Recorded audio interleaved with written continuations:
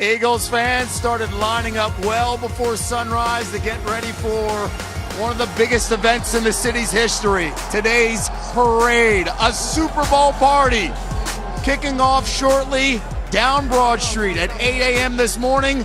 They replayed the Super Bowl on the big screens for the fans. The game just ended. We heard a big roar, and the celebration at 8:38 a.m. Eastern Time as all those fans and the buses coming in. They're expecting well over 2 million people on the streets, climbing up the trees. You can't get canola oil on that. No way. No one's going to stop anybody from getting a great view, a bird's eye view of this party.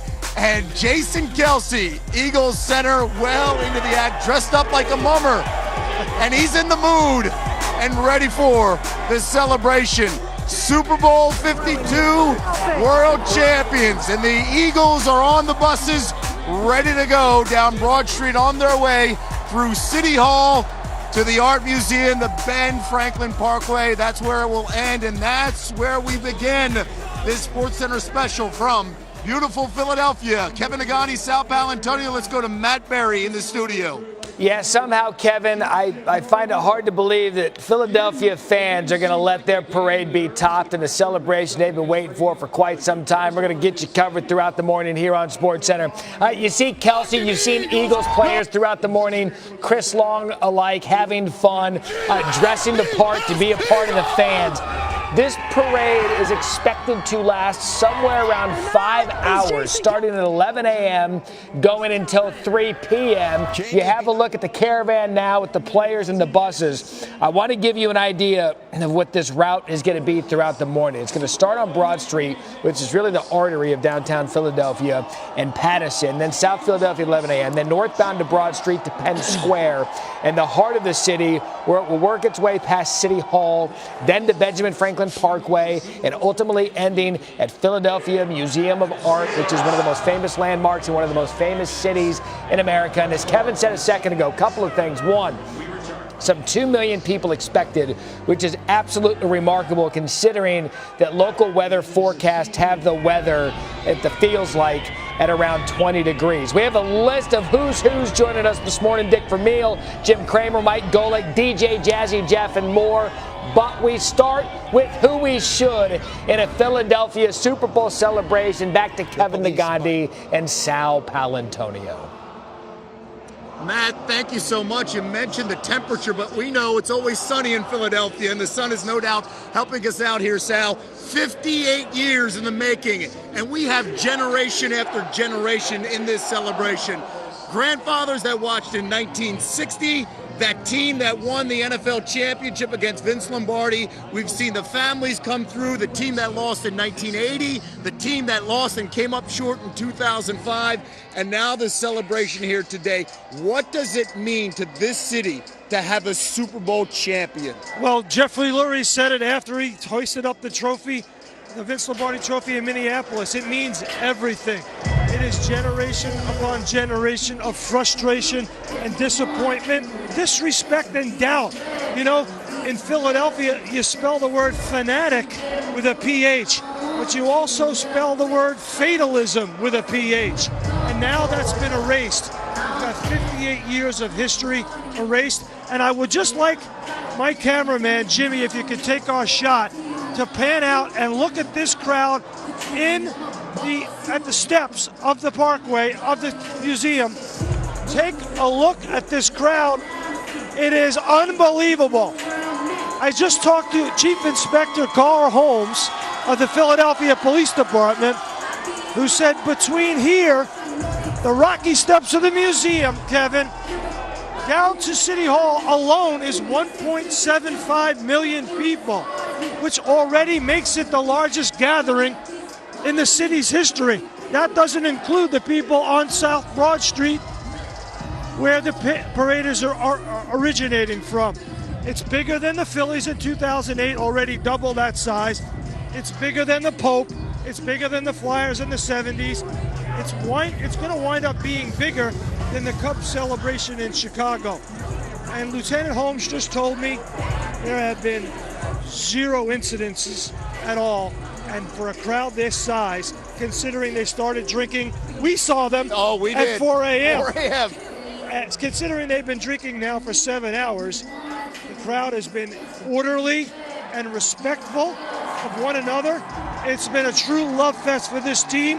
The parade has just started. I was in the locker room yesterday, Kevin, and player after player told me they couldn't wait to be in the parade to share the pure volcanic eruption of joy that they have felt throughout the city, throughout this region.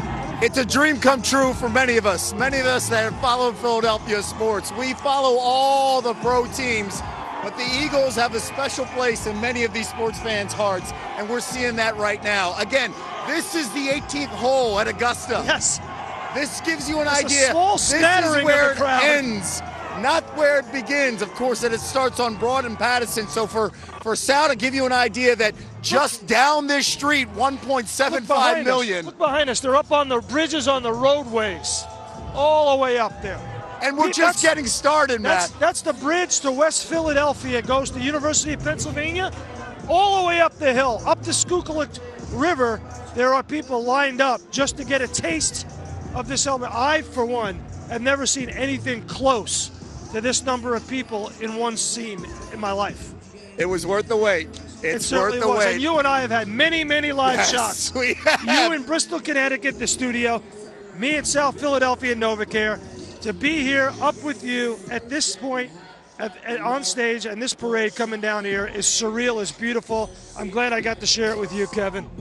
Don't wake me up, Sal. It's been a dream all week long, Matt, and of course it continues here from the Ben Franklin Parkway and the Rocky Steps. This is the end of the parade, the beginning of the parade coming your way in a matter of minutes. All right, Kevin Agandi, Sal Paolantonio down there live in Philadelphia. They mentioned it a second ago that it is just getting started. In fact, we saw pictures this morning. Darren Woodson, Bill Polian, both have won Super Bowls. Darren Woodson 3 with the Cowboys, Bill Polian while with the Colts.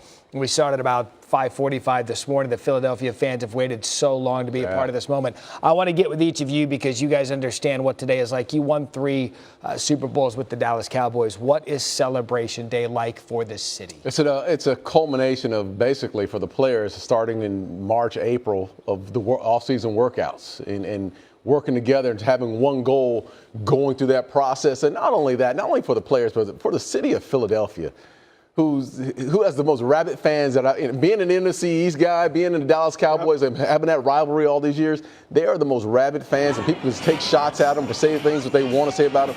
They care, and they want to be a part of they're a part of the fabric of this organization. They are excited about it. I think the players wanted to win this game for that fan base. Guys like the old veterans, Brian Dawkins and the guys like that I've talked to, they rallied around this team because they wanted this day. They played this game. They won this game, the Super Bowl, for this day here. That's to celebrate for the entire organization. And Bill, as the architect of a franchise, what does this mean to the city? For a lot of fans, to be honest, that don't get to come to games. Well, first of all, you got to understand Philadelphia. Philadelphia is one of the great sports towns in America. And there's a straight line between Chuck Bednarik sitting on top of Jimmy Taylor in Franklin Field in 1960 and today. That was the last time the Eagles won an NFL championship. It's an iconic moment in Philadelphia history, and today is the culmination of that long drought for a city that is absolutely consumed by sports. For those that don't know Philadelphia, all they hear about is booing Santa Claus and that stuff. Sports are 365 days a year in Philadelphia. There are very few franchises in the NFL who hold that place in the hearts of the city. The Eagles are one. And I first saw it when I went there as an college assistant coach recruiting. It's an amazing, amazing sports town. It was their first Super Bowl appearance since 2004, and again, their first Super Bowl championship. 56-season NFL drought. Championship drought is over for the city. And Bill, you had mentioned it. Look, this is a city that eats, sleeps, and drinks every single one of their pro sports franchises. We saw Kelsey earlier having fun with what he was going with. Chris Long also having fun with the crowd. This guy comes in, he wins a Super Bowl with the Patriots a year ago, signs the one-year deal, donates all of his salary to charity, and here he is in an Allen Iverson jersey, bright and early, as we said. Once you join Philadelphia, it's a part of you. for the rest of your life, especially if you were a part of the team that ends the 56th season NFL championship drought. Coming up next on our SportsCenter special, legendary Eagles coach Dick Vermeil is going to join us live as they are getting rowdy in Philadelphia to celebrate the Eagles Super Bowl championship.